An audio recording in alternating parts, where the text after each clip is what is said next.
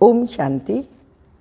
16/3/2024 के साकार अनमोल मधुर महावाक्य हैं। मीठे बच्चे, ज्ञान की डिपार्टमेंट अलग है, योग की अलग है।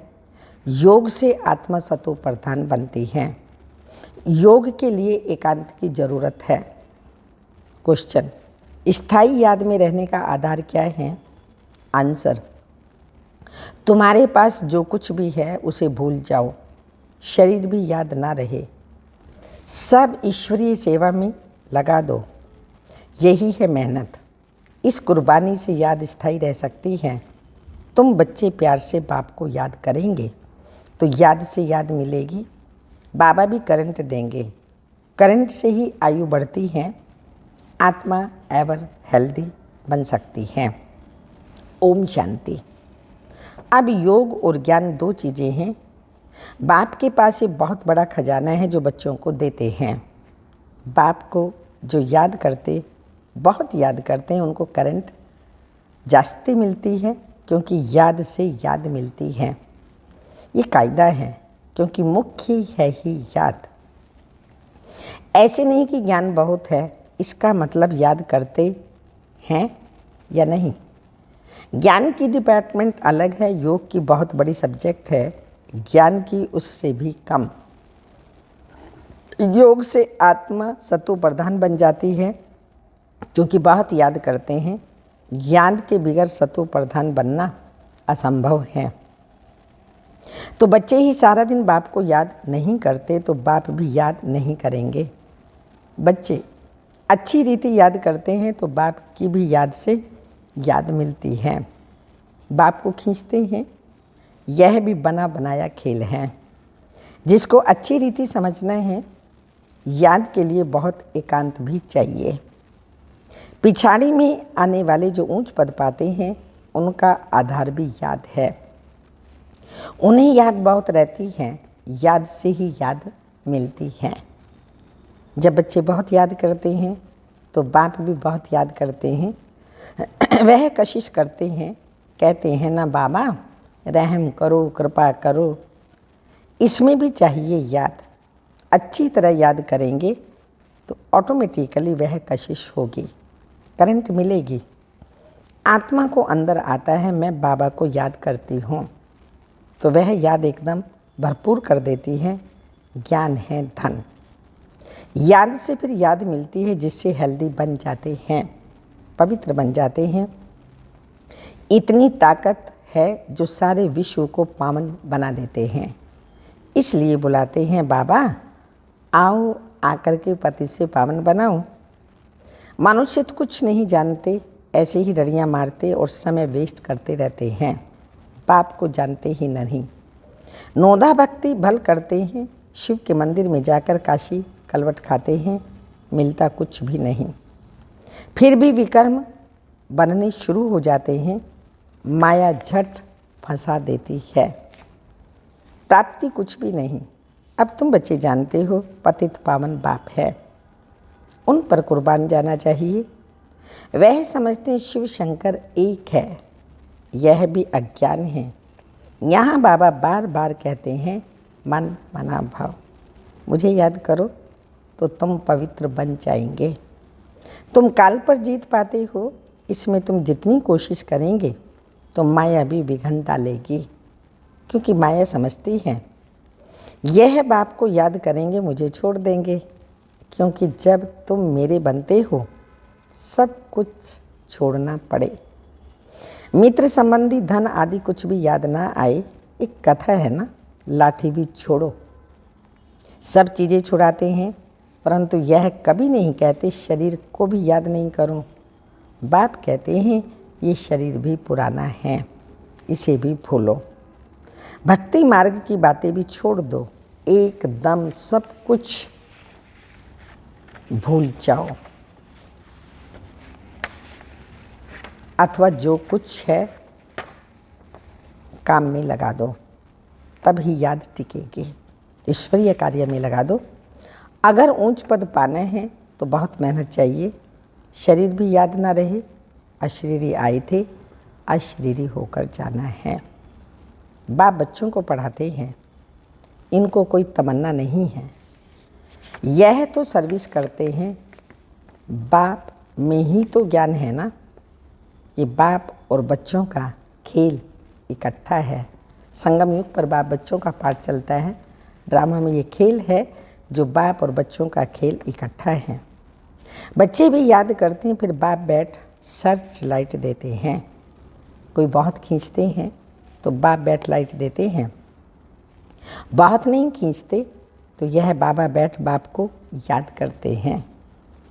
यह बाबा बैठ बाबा को याद करते हैं। कोई समय किसी को करंट देनी होती है तो नींद भी फिट जाती है। ब्रह्मा बाबा की ये फूलना लग जाता है कि फलाने को करंट देनी है। पढ़ाई से आयु नहीं बढ़ेगी, करंट से आयु बढ़ती है। एवर हेल्दी बनते हैं। दुनिया में किसी की आयु 25-150 वर्ष की होती है तो ज़रूर हेल्दी होंगे, भक्ति भी बहुत करते रहेंगे। कोई कोई की ऐसे एज होती है। भक्ति में भी कुछ फ़ायदा है, नुकसान नहीं है। जो भक्ति भी नहीं करते उनके मैनर्स भी अच्छे नहीं होते। भक्ति में भगवान में विश्वास रहता है। धंधे में झूठ पाप नहीं करेंगे, क्रोध नहीं आएगा। भक्तों की भी महिमा है। मनुष्यों को यह मालूम नहीं है कि भक्ति कब शुरू हुई। ज्ञान का तो पता ही नहीं पड़ता। भक्ति भी पावरफुल होती जाती है, फिर भी जब ज्ञान का प्रभाव हो जाता है फिर भक्ति बिल्कुल छूट जाती है। ये दुख सुख भक्ति और ज्ञान का खेल हुआ।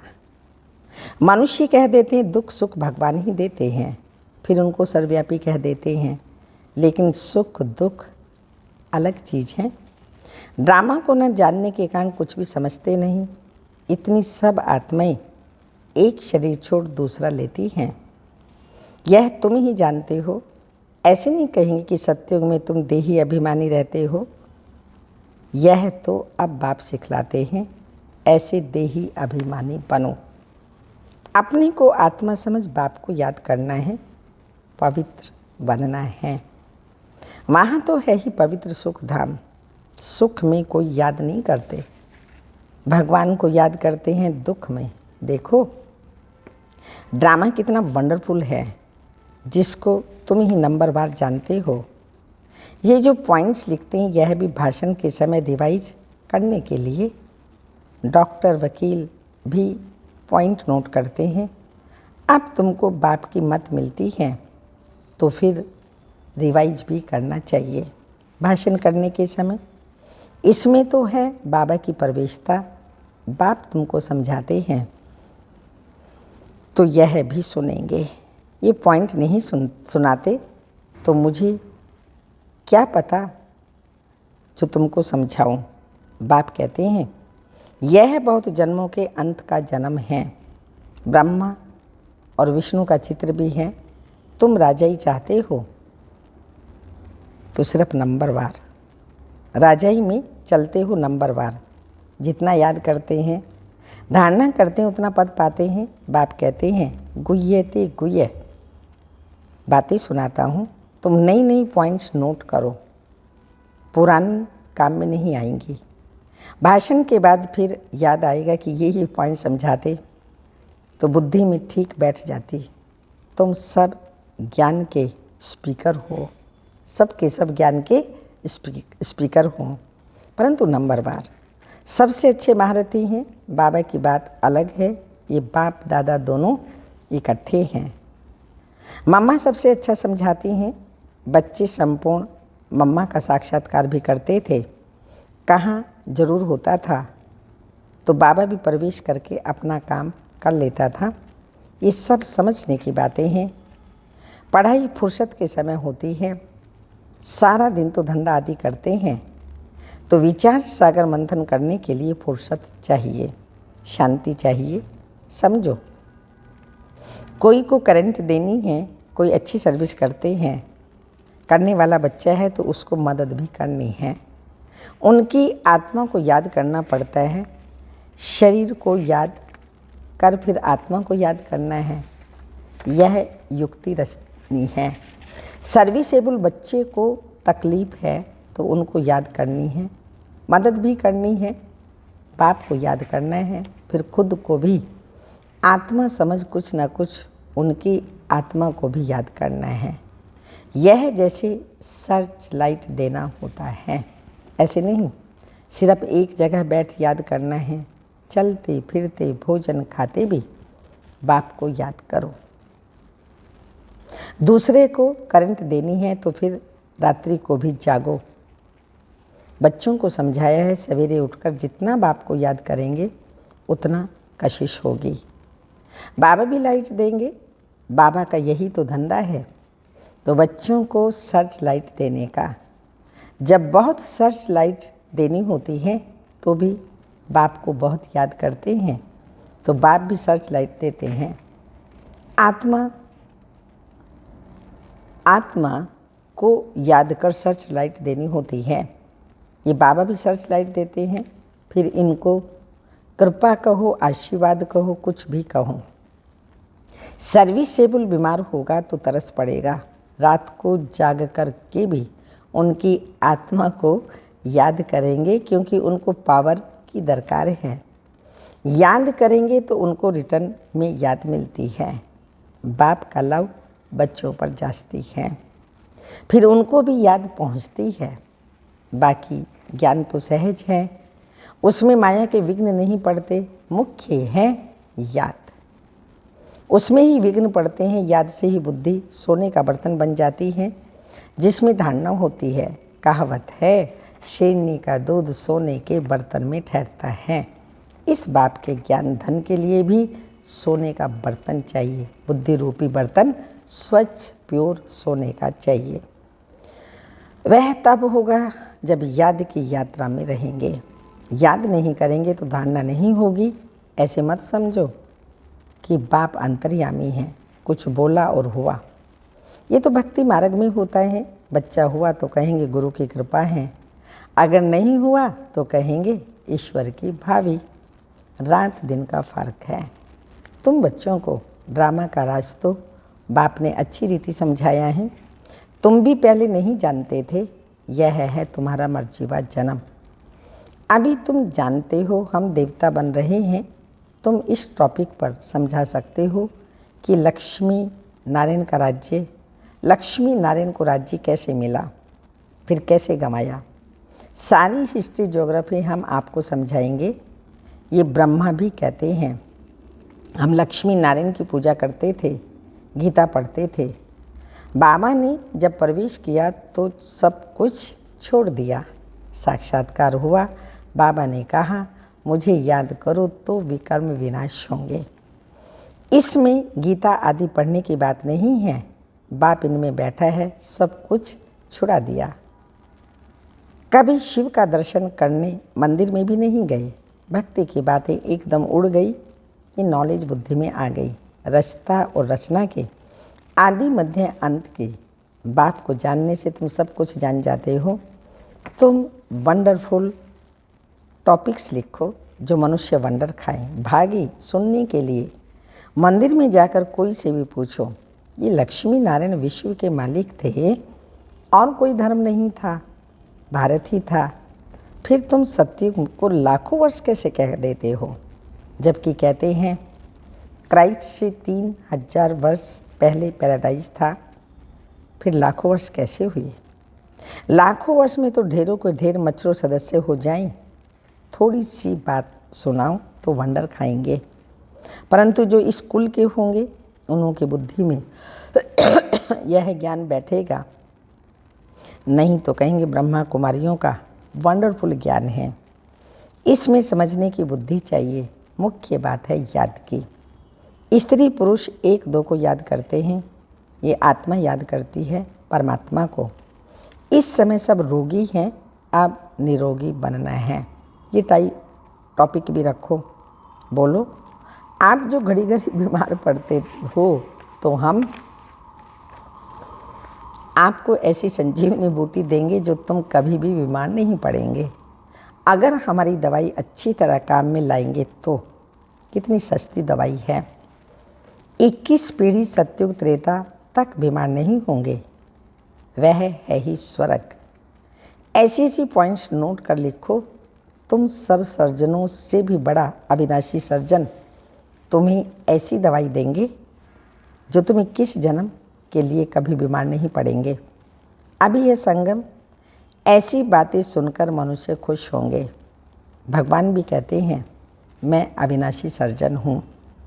याद भी करते हैं, हे पतित पावन अविनाशी सर्जन आओ, अब मैं आया हूँ।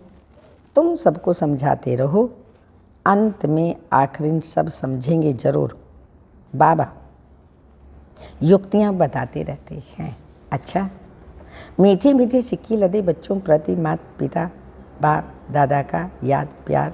Good morning diamond morning. रूहानी बाप की रूहानी बच्चों को नमस्ते। हम रूहानी बच्चों की रूहानी बाप दादा को याद प्यार। Good morning diamond morning. ओम नमस्ते। धारणा के लिए मुख्य सार हैं। बाप से सर्च लाइट लेने के लिए सवेरे सवेरे उठ बाबा की याद में बैठना है। रात्रि को जाग कर 1-2 को करंट दे मददगार बनना है। सेकंड पॉइंट, अपना सब कुछ ईश्वरीय सेवा में सफल कर इस पुराने शरीर को भी भूल बाप को याद करते रहना है। पूरा कुर्बान जाना है। देही अभिमानी रहने की मेहनत करनी है। वरदान, स्वदर्शन चक्र द्वारा माया के सब चक्रों को समाप्त करने वाले माया जीत भाव। स्पष्टीकरण, अपने आप को जानना अर्थात स्व का दर्शन होना और चक्र का ज्ञान जानना अर्थात स्वदर्शन चक्रधारी बनना। जब स्वदर्शन चक्रधारी बनते हो तो अनेक माया के चक्र स्वतः समाप्त हो जाते हैं। देह भान का चक्र, संबंध का चक्र, समस्याओं का चक्र, माया के अनेक चक्र हैं। 63 जन्म इन्हीं अनेक चक्रों में फंसते रहे। अब स्वदर्शन चक्रधारी बनने से माया जीत बन गए। स्वदर्शन चक्रधारी बनना अर्थात ज्ञान योग के पंखों से उड़ती कला में जाना। स्लोगन, विदेही स्थिति में रहो तो परिस्थितियाँ सहज पार हो जाएंगी। विदेही स्थिति में रहो तो परिस्थितियाँ सहज पार हो जाएंगी। अव्यक्त इशारा, जो मुरलीधर बाप की मुरली सुनकर अतीन्द्रिय सुख के झूले में झूलते हैं, उन्हें मुरली के साज से अविनाशी दुआएं दवा के रूप में मिल जाती हैं। वे तंदुरुस्त, मनरुस्त, मस्ती में मस्त हो बेपरवाह बादशाह बन जाते हैं। वे स्वयं को बाप के सर्व खजानों के मालिक, स्वराज्य अधिकारी बेगमपुर के बादशाह अनुभव करते हैं। संगम युग पर ही बड़े ते बड़े बादशाहों की सभा लगती है। किसी भी युग में इतनी बादशाहों की सभा नहीं होती। ओम शांति।